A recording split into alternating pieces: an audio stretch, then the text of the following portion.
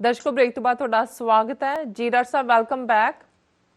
शुक्रिया जी डॉक्टर साहब साडे को फेसबुक मैसेज आया है अलंकार शाही जी का। ये लिखते हैं विश्व दियां चोटी दियां 20 यूनीवर्सिटियां विच भारत और पाकिस्तान की चाहे एक भी नहीं हुए, पर दोवां कोल विशाल फौज ते एटमी हथियार हैं।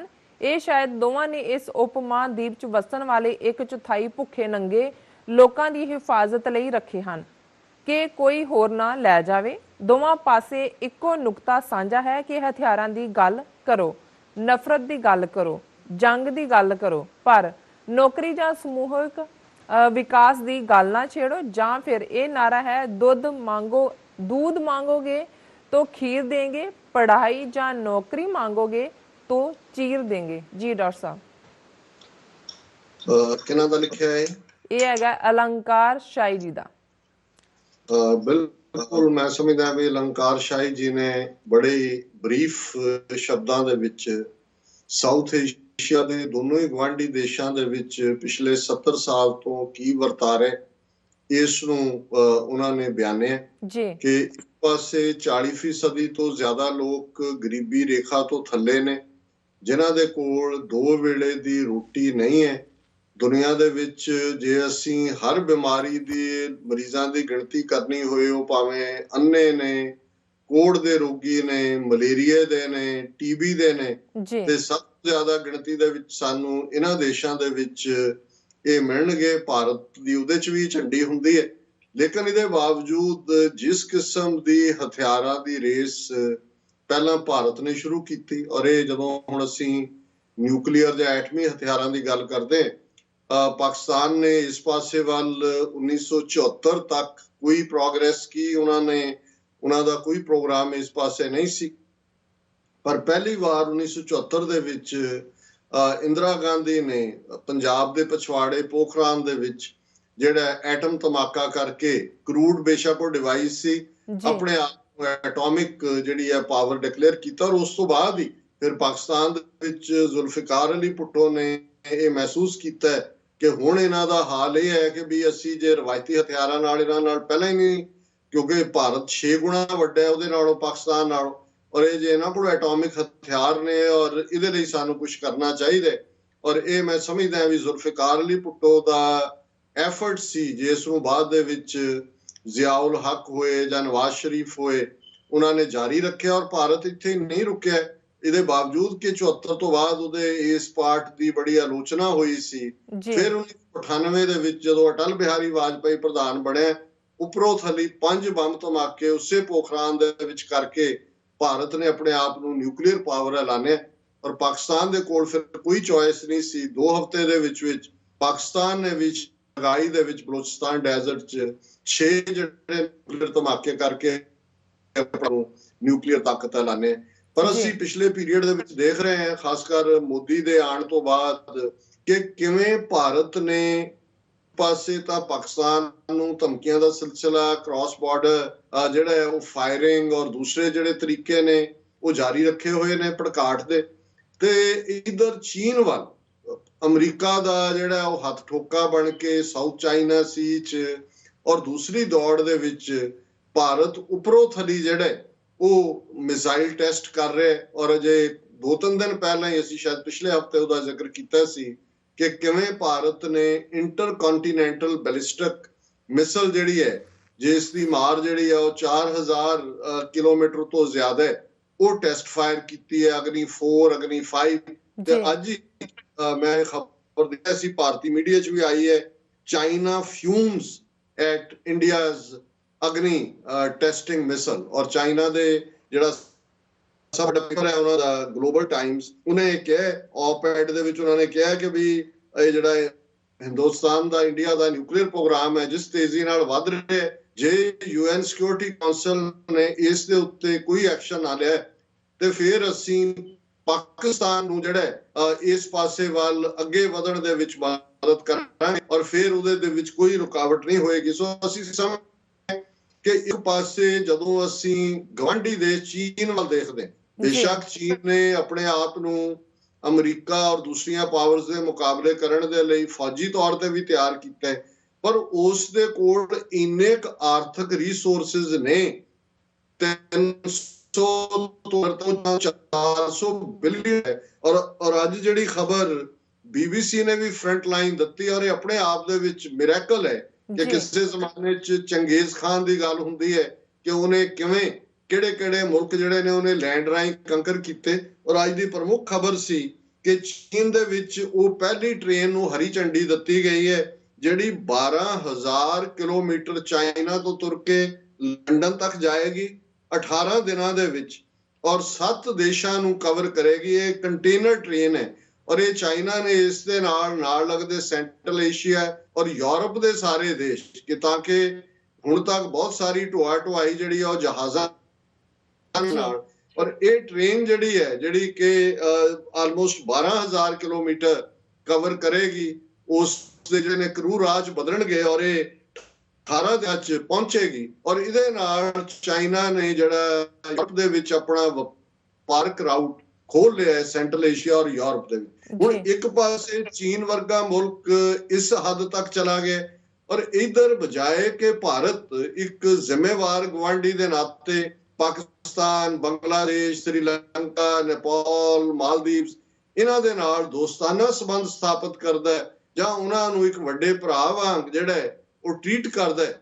ਭਾਰਤ ਨੇ ਇਹ ਬੜੀ ਖਤਰਨਾਕ ਨਿਊਕਲੀਅਰ ਇਸ਼ੂ ਕੀਤੀ ਹੈ, ਔਰ ਵੀਰ ਨੇ ਬਿਲਕੁਲ ਠੀਕ ਲਿਖਿਆ ਕਿ ਭਾਈ ਦੁਨੀਆ ਦੇ ਤੁਸੀਂ 200 ਯੂਨੀਵਰਸਿਟੀਆਂ ਦੇਖੋ, ਉਹਦੀਆਂ ਘੱਟੋ ਘੱਟ ਟੌਪ ਦੇ ਵਿੱਚ ਚੀਨ ਦੀਆਂ 7-8 ਯੂਨੀਵਰਸਿਟੀਆਂ ਜ਼ਰੂਰ ਹੋਣਗੀਆਂ। ਇਹਨਾਂ ਮੁਲਕਾਂ ਦੀ ਕੋਈ ਯੂਨੀਵਰਸਿਟੀ ਨਹੀਂ, ਕੋਈ ਇਹਨਾਂ ਦੀ ਇਸ ਲੈਵਲ ਦੀ ਰੈਕਗਨੀਸ਼ਨ ਨਹੀਂ, ਔਰ ਇਹਨਾਂ ਦੇ ਬਹੁਤੇ ਸੋਰਸ ਜਿਹੜੇ ਨੇ ਔਰ ਇਹ ਇਸ ਕਿਸਮ ਦੀ ਗੱਲ ਕਰਕੇ ਮਾਣ ਲੈਂਦੇ ਨੇ ਕਿ ਅਸੀਂ ਸਰਜੀਕਲ ਸਟ੍ਰਾਈਕ ਕਰ ਦਿੱਤਾ ਹੈ, ਅਸੀਂ ਆਹ ਕਰ ਦਿੱਤਾ, ਅਸੀਂ ਉਹ ਕਰ ਦਿੱਤਾ ਹੈ, ਇਸ ਕਿਸਮ ਦੇ ਅਸੀਂ ਮਿਟਾ ਦੇਵਾਂਗੇ, ਪਾਕਿਸਤਾਨ ਨੂੰ ਸਫਾਏ ਹਸਤੀ ਤੋਂ ਮਿਟਾ ਦੇਵਾਂਗੇ। ਤੇ ਜਦੋਂ ਇਸ ਕਿਸਮ ਦਾ ਐਟੀਟਿਊਡ ਹਾਕਮਾਂ ਦਾ ਹੁੰਦਾ ਤੇ ਫਿਰ ਉਸ ਖਿੱਤੇ ਦੀ ਜਨਤਾ ਕਦੇ ਵੀ ਨਾ ਸੁਖੀ ਵਸਦੀ ਹੈ, ਨਾ ਪੀਸ ਹੁੰਦੀ ਹੈ, ਨਾ ਸਟੇਬਿਲਿਟੀ ਹੁੰਦੀ ਹੈ। ਔਰ ਉਹਨਾਂ ਨੇ ਬਿਲਕੁਲ ਇਹ ਜਿਹੜਾ ਜਿਹਨੂੰ ਕਹਿੰਦੇ ਆ ਅਸੀਂ ਪਤੇ ਦੀ ਗੱਲ ਕੀਤੀ ਹੈ ਕਿ ਪਹਿਲਾਂ ਆਪਣੇ ਲੋਕਾਂ ਦੀਆਂ ਮੁੱਢਲੀਆਂ ਲੋੜਾਂ ਪੂਰੀਆਂ ਕਰੋ, ਲੋਕਾਂ ਦੇ ਜਿਹੜੇ ਮੁੱਢਲੇ ਹੱਕ ਨੇ, ਸਿਵਲ ਲਿਬਰਟੀਜ਼ ਨੇ, ਉਹ ਰੀਸਟੋਰ ਕਰੋ, ਖੁਸ਼ਹਾਲੀ ਲਿਆਓ। ਇਹ ਜਦੋਂ ਅਮਰੀਕਾ ਨੇ ਆਪਣੇ ਸਪੇਸ ਪ੍ਰੋਗਰਾਮ, ਮੂਨ, ਇੱਧਰ ਉੱਧਰ, ਮਾਰਸ, ਇੱਥੋਂ ਤੱਕ ਇਹ ਸਾਰਾ ਕੀਤਾ, ਉਹਨਾਂ ਨੇ ਪਹਿਲਾਂ ਬਾਕੀ ਸਾਰੇ ਜਿਹੜੇ ਸੀ ਪਾਰਟ ਉਹਨਾਂ ਨੂੰ ਹੱਲ ਕੀਤਾ, ਉਹਨਾਂ ਮਸਲਿਆਂ ਨੂੰ। ਔਰ ਇਹ ਭੁੱਖੇ ਨੰਗੇ ਦੇਸ਼ ਜਿਹੜੇ ਨੇ ਇੱਕ ਦੂਸਰੇ ਦੇ ਉੱਤੇ ਨਿਊਕਲੀਅਰ ਸੁੱਟਣ ਦੇ ਚਾਹ ਦੇ ਔਰ ਬਿਆਨਬਾਜ਼ੀਆਂ ਜ਼ਰੂਰ ਕਰਨਗੇ, ਮੁੱਢਲੇ ਮਸਲੇ ਹੱਲ ਕਰਨ ਵਾਲੇ ਇਹਨਾਂ ਦਾ ਕੋਈ ਧਿਆਨ ਨਹੀਂ। ਜੀ ਡਾਕਟਰ ਸਾਹਿਬ, ਬਿਲਕੁਲ। ਹੁਣ ਤੁਸੀਂ ਪ੍ਰੋਗਰਾਮ ਦੇ ਐਂਡ ਵਿੱਚ ਸਾਡੇ ਦਰਸ਼ਕਾਂ ਨੂੰ ਦੱਸ ਦਿਓ ਅੱਜ ਦਾ ਵਿਚਾਰ। ਅੱਜ ਦੇ ਵਿਚਾਰ ਲਈ ਅਸੀਂ ਭਾਈ ਗੁਰਦਾਸ ਸਿੰਘ, ਇਹ ਕਵੀ ਹੋਏ ਨੇ। ਇਹ ਭਾਈ ਗੁਰਦਾਸ ਜੀ ਉਹ ਨਹੀਂ ਜਿਨ੍ਹਾਂ ਦੀ ਵਾਰ ਜਾਂ ਕਵਿਤ ਸਵਈਆਂ ਦਾ ਅਸੀਂ ਜ਼ਿਕਰ ਕਰਦੇ ਹਾਂ। ਇਹਨਾਂ ਦੀ ਬੜੀ ਲੰਬੀ ਨਜ਼ਮ ਭਾਈ ਗੁਰਦਾਸ ਸਿੰਘ ਜੀ ਦੀ 10ਵੇਂ ਪਾਤਸ਼ਾਹ ਦਾ ਕੀ ਰੂਪ ਹੈ, ਉਹਨਾਂ ਦਾ ਜਲਵਾ ਕੀ ਹੈ, ਔਰ ਫਿਰ ਉਹਨਾਂ ਦੇ ਖਾਲਸੇ ਨੇ ਕੀ ਜਲਵਾ ਦਿਖਾਇਆ, ਇਹ ਬਹੁਤ ਲੰਬੀ ਹੈ। ਮੈਂ ਉਹਦੇ ਚੋਂ ਸਿਰਫ 2 ਵੱਡੇ ਕਪਲੇਟ ਚੁਣੇ ਨੇ। ਔਰ ਪਹਿਲਾ ਤਾਂ ਉਹਨਾਂ ਨੇ 10ਵੇਂ ਪਾਤਸ਼ਾਹ ਦੀ ਸੰਗਤ ਦੇ ਵਿੱਚ ਕਿਵੇਂ ਨਿਰਵੈਰਤਾ ਹੈ, ਕਿਵੇਂ ਅਕਾਲ ਪੁਰਖ ਦੀ ਬੰਦਗੀ ਹੈ। ਤੇ ਭਾਈ ਸਾਹਿਬ ਕਹਿੰਦੇ ਨੇ, ਸੱਚਾ ਅਮਰ ਗੋਬਿੰਦ ਕਾ ਸੁਣ ਗੁਰੂ ਪਿਆਰੇ, ਸਤ ਸੰਗਤ ਮੇਲਾਪ ਕਰ, ਪੰਚ ਦੂਤ ਸੰਘਾਰੇ, ਵਿੱਚ ਸੰਗਤ ਢੋਈ ਨਾ ਲਹਿਨ, ਜੋ ਖਸਮ ਵਿਸਾਰੇ, ਗੁਰਮੁਖ ਮੱਥੇ ਉਜਲੇ ਸੱਚੇ ਦਰਬਾਰੇ, ਹਰ ਗੁਰ ਗੋਬਿੰਦ ਧਿਆਈਐ, ਸੱਚ ਅੰਮ੍ਰਿਤ ਵੇਲਾ, ਵਾਹੋ ਵਾਹੋ ਗੋਬਿੰਦ ਸਿੰਘ ਆਪੇ ਗੁਰ ਚੇਲਾ। ਹੁਣ ਅਮਰ ਅਰਬੀ ਦਾ ਸ਼ਬਦ ਹੈ ਜਿਸ ਦਾ ਮਤਲਬ ਹੈ ਹੁਕਮ। ਸੱਚਾ ਅਮਰ ਗੋਬਿੰਦ ਕਾ ਸੁਣ ਗੁਰੂ ਪਿਆਰੇ, ਹੇ ਗੁਰੂ ਦੇ ਪਿਆਰੇ ਸਿੱਖ, ਆਪਣੇ ਗੁਰੂ ਕਲਗੀਆਂ ਵਾਲੇ ਗੁਰੂ ਗੋਬਿੰਦ ਸਿੰਘ ਸਾਹਿਬ ਦਾ ਇਹ ਹੁਕਮ ਸੁਣ। ਸਤ ਸੰਗਤ ਮੇਲਾਪ ਕਰ, ਪੰਜ ਦੂਤ ਸੰਘਾਰੇ, ਸਤ ਸੰਗਤ ਦੇ ਵਿੱਚ ਬੈਠ, ਕਾਮ ਕ੍ਰੋਧ ਲੋਭ ਮੋਹ ਹੰਕਾਰ ਇਹ ਜਿਹੜੇ ਦੁਸ਼ਮਣ ਨੇ ਇਹਨਾਂ ਦਾ ਸੰਘਾਰ ਕਰ, ਇਹਨਾਂ ਦਾ ਖਾਤਮਾ ਕਰ। ਵਿੱਚ ਸੰਗਤ ਢੋਈ ਨਾ ਲਹਨ, ਜੋ ਖਸਮ ਵਿਸਾਰੇ, ਜਿਨ੍ਹਾਂ ਨੂੰ ਰੱਬ ਭੁੱਲ ਜਾਂਦਾ ਉਹਨਾਂ ਨੂੰ ਕਿਤੇ ਵੀ ਢੋਈ ਨਹੀਂ ਮਿਲਦੀ, ਸੰਗਤ ਉਹਨਾਂ ਨੂੰ ਕਬੂਲ ਨਹੀਂ ਕਰਦੇ। ਗੁਰਮੁਖ ਮੱਥੇ ਉਜਲੇ ਸੱਚੇ ਦਰਬਾਰੇ, ਜਿਨ੍ਹਾਂ ਨੇ ਮੁਖ ਗੁਰੂ ਵੱਲ ਕੀਤੇ, ਗੁਰੂ ਦੀ ਮੱਤ ਮੁਤਾਬਕ ਜਿਹੜੇ ਜੀਵਨ ਜਿਉਂਦੇ ਨੇ ਉਹ ਨਿਰੰਕਾਰ ਦੀ, ਰੱਬ ਦੀ, ਅੱਲਾਹ ਤਾਲਾ ਦੀ ਸੱਚੀ ਦਰਗਾਹ ਦੇ ਵਿੱਚ ਉਜਲ ਮੁਖ ਦੇ ਨਾਲ ਜਾਂਦੇ ਨੇ। ਹਰ ਗੁਰੂ ਗੋਬਿੰਦ ਧਿਆਈਐ ਸੱਚ ਅੰਮ੍ਰਿਤ ਵੇਲਾ। ਗੁਰੂ ਦਾ ਹੁਕਮ ਇਹ ਹੈ ਭਾਈ ਉਸ ਹਰੀ ਨੂੰ, ਉਸ ਰੱਬ ਨੂੰ, ਉਸ ਵਾਹਿਗੁਰੂ ਨੂੰ ਧਿਆਓ ਅੰਮ੍ਰਿਤ ਵੇਲੇ ਉੱਠ ਕੇ। ਔਰ ਇਹ ਭਾਈ ਸਾਹਿਬ ਦੀ ਤੁਕ ਜਿਹੜੀ ਹੈ ਅਕਸਰ ਬਹੁਤ ਸਾਰੇ ਗੁਰਦੁਆਰਿਆਂ ਦੇ ਵਿੱਚ ਵੀ ਲਿਖੀ ਹੁੰਦੀ ਹੈ। ਇਸ ਨੂੰ ਅੱਜ ਕੱਲ੍ਹ ਵਾਹ ਵਾਹ ਗੋਬਿੰਦ ਸਿੰਘ ਕਰਕੇ ਵੀ ਕਿਹਾ ਜਾਂਦਾ ਹੈ। ਪੁਰਾਤਨ ਪੰਜਾਬੀ ਦੇ ਵਿੱਚ ਇਸ ਨੂੰ ਵਾਹੋ ਵਾਹੋ ਗੋਬਿੰਦ ਸਿੰਘ ਆਪੇ ਗੁਰ ਚੇਲਾ, ਕਿ ਗੁਰੂ ਕਲਗੀਧਰ ਪਾਤਸ਼ਾਹ ਆਪ ਗੁਰੂ ਵੀ ਨੇ, ਤੇ ਜਦੋਂ ਪੰਜਾਂ ਪਿਆਰਿਆਂ ਤੋਂ ਅੰਮ੍ਰਿਤ ਦੀ ਦਾਤ ਮੰਗਦੇ ਨੇ ਤੇ ਉਹ ਚੇਲਾ ਬਣ ਜਾਂਦੇ ਨੇ। ਔਰ ਦੂਸਰਾ ਜਿਹੜਾ ਕਪਲੇਟ ਮੈਂ ਅੱਜ ਦੀ ਵਿਚਾਰ ਲਈ ਚੁਣਿਆ, ਉਹ ਉਸ ਖਾਲਸੇ ਦੇ ਕ੍ਰਿਸ਼ਮੇ ਦੀ ਗੱਲ ਹੈ ਜਿਹੜਾ 10ਵੇਂ ਪਾਤਸ਼ਾਹ ਨੇ ਪ੍ਰਗਟ ਕੀਤਾ। ਉਹ ਗੁਰੂ ਗੋਬਿੰਦ ਹੋਏ ਪ੍ਰਗਟਿਓ 10ਵਾਂ ਅਵਤਾਰ, ਜਿਨ ਅਲਖ ਅਪਾਰ ਨਿਰੰਜਣਾ ਜਪਿਓ ਕਰਤਾਰ। ਨਿਜ ਪੰਥ ਚਲਾਇਨ ਖਾਲਸਾ ਧਰ ਤੇਜ ਕਰਾਰ। ਸਿਰ ਕੇਸ ਧਾਰ ਗਹਿ ਖੜਗ ਕੋ ਸਭ ਦੁਸ਼ਟ ਪਛਾਰੈ। ਸੀਲ ਜਤ ਕੀ ਕੱਚ ਪੈਰ ਪਕੜੇ ਹਥਿਆਰ। ਸੱਚ ਫਤਿਹ ਬੁਲਾਈ ਗੁਰੂ ਕੀ ਜੀਤਿਓ ਰਣ ਭਾਰੈ। ਸਭ ਦੈਂਤ ਅਰਿਨ ਕੋ ਘੇਰ ਕਰ ਕੀਚੈ ਪ੍ਰਹਾਰੈ। ਤਬ ਸਹਿਜੇ ਪ੍ਰਗਟਿਓ ਜਗਤ ਮੈਂ ਗੁਰ ਜਾਪ ਅਪਾਰੈ। ਇਉ ਉਪਜੇ ਸਿੰਘ ਭੁਜੰਗੀਏ ਨੀਲ ਅੰਬਰ ਧਾਰੈ। ਤੁਰਕ ਦੁਸ਼ਟ ਸਭ ਛੈ ਕੀਏ ਹਰ ਨਾਮ ਉਚਾਰੈ। ਤਿਨ ਆਗੈ ਕੋਏ ਨ ਠਹਿਰਿਓ ਭਾਗੇ ਸਿਰਦਾਰੈ। ਜੈ ਰਾਜੇ ਸ਼ਾਹ ਅਮੀਰੜੇ ਹੋਏ ਸਭ ਛਾਰੈ। ਫਿਰ ਸੁਨ ਕਰ ਐਸੀ ਧਮਕ ਕੋ ਕਾਂਪੈ ਗਿਰ ਭਾਰੈ। ਤਬ ਸਭ ਧਰਤੀ ਹਲ ਚਲ ਪਈ ਛਾਡੇ ਘਰ ਬਾਰੈ। ਇਉ ਐਸੇ ਦੁੰਦ ਕਲੇਸ਼ ਮੈਂ ਖਪਿਓ ਸੰਸਾਰੈ। ਤੇ ਬਿਨ ਸਤਿਗੁਰ ਕੋਈ ਹੈ ਨਹੀਂ ਭੈ ਕਾਟਣ ਹਾਰ। ਗੈ ਐਸੇ ਖੜਗ ਦਿਖਾਈਐ ਕੋ ਸਕੈ ਨ ਝੇਲਾ। ਵਾਹੋ ਵਾਹੋ ਗੋਬਿੰਦ ਸਿੰਘ ਆਪੇ ਗੁਰ ਚੇਲਾ।